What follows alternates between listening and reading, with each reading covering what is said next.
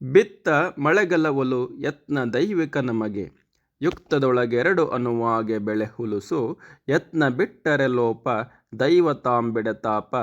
ಗೊತ್ತಿಲ್ಲ ಫಲದ ಬಗೆ ಮಂಕುತಿಮ್ಮ.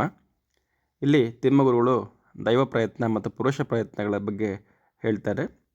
ಬಿತ್ತ ಮಳೆಗಲವಲು ಯತ್ನ ದೈವಿಕ ನಮಗೆ. ಬಿತ್ತ, ಈ ಬಿತ್ತನೆ ಕಾರ್ಯ ಪುರುಷ ಪ್ರಯತ್ನ.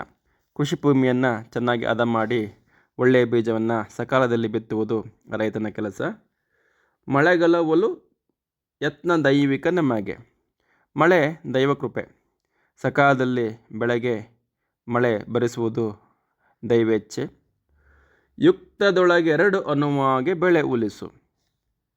ಸರಿಯಾದ ರೀತಿಯಲ್ಲಿ ಈ ಮನುಷ್ಯ ಪ್ರಯತ್ನ ಮತ್ತು ಮಳೆ ಎಂಬ ದೈವಕೃಪೆ ಒಂದಾದರೆ ಉಲುಸಾದ ಸಮೃದ್ಧಿಯಾದ ಬೆಳೆ ಬರುತ್ತೆ.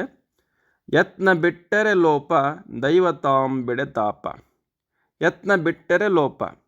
ರೈತ ತನ್ನ ಪ್ರಯತ್ನವನ್ನು ಸರಿಯಾಗಿ ಮಾಡಲಿಲ್ಲ ಅಂದರೆ, ಸರಿಯಾದ ಬೀಜವನ್ನು ಬಿತ್ತಲಿಲ್ಲ, ಕೃಷಿ ಭೂಮಿಯನ್ನು ಸರಿಯಾಗಿ ಹದಗೊಳಿಸಲಿಲ್ಲ ಅಥವಾ ಸರಿಯಾದ ಸಮಯದಲ್ಲಿ ಅವನು ಬಿತ್ತನೆ ಕಾರ್ಯ ಮಾಡಲಿಲ್ಲ ಅಂದರೆ ಅದು ಅವನ ತಪ್ಪಾಗುತ್ತೆ. ಇದೆಲ್ಲ ಸರಿ ಇದ್ದು ಕೂಡ ಮಳೆ ಬರಲಿಲ್ಲ ಅಂದರೆ ಅದು ದೈವದ ತಾಪ. ದೈವ ತಾಂಬಿಡ ತಾಪ ಅಂದರೆ ಅದು ದೈವದ ಶಾಪ. ಗೊತ್ತಿಲ್ಲ ಫಲದ ಬಗೆ ಮಂಕುತಿಮ್ಮ ಅಂದರೆ ಪ್ರತಿಯೊಂದು ಕಾರ್ಯದಲ್ಲಿ ಮನಸ್ಸಿಟ್ಟು ಪ್ರಯತ್ನ ಮಾಡೋದಷ್ಟೇ ನಮ್ಮ ಕರ್ತವ್ಯ. ಆ ಫಲ ಒಳಿತಾಗುತ್ತೋ ಕೆಡುಕಾಗುತ್ತೋ ಅದು ದೇವರಿಗೆ ಬಿಟ್ಟಿದ್ದು. ಭಗವದ್ಗೀತೆಯ ಶ್ಲೋಕದಂತೆ ಕರ್ಮಣ್ಣೆ ವಾಧಿಕಾರಸ್ತೆ ಮಾಫಲೇಶು ಕದಾಚನ.